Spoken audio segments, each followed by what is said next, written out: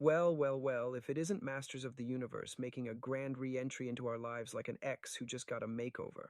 Amazon MGM Studios thinks they can just bake a nostalgia cake, sprinkle it with a bunch of CGI, and we'll all just lick it up. And you know what? They're probably right.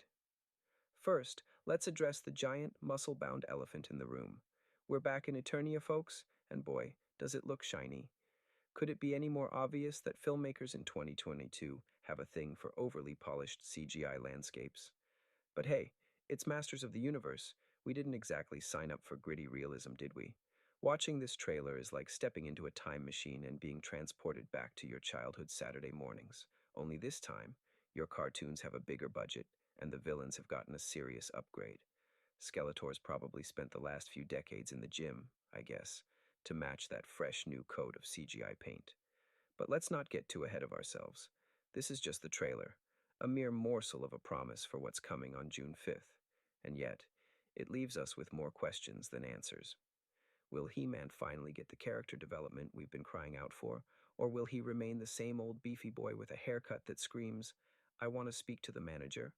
Now, don't get me wrong. I appreciate Amazon's MGM's dedication to staying relevant. They've got their fingers in every pie, producing content for television, dabbling in digital platforms, and even hopping on the TikTok bandwagon. But let's just say, not all pies taste the same, and I'm still not sold on their recipe for this one.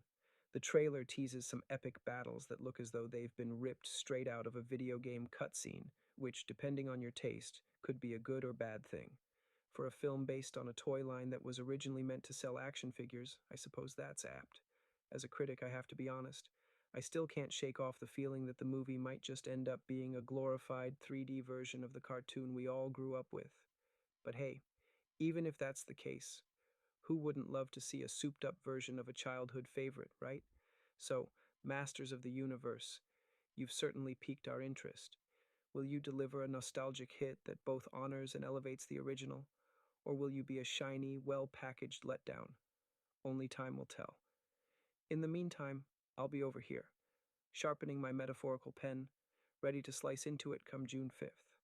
So, Masters of the Universe, I guess we'll be seeing you in the theaters soon. Whether we like it or not, don't disappoint us.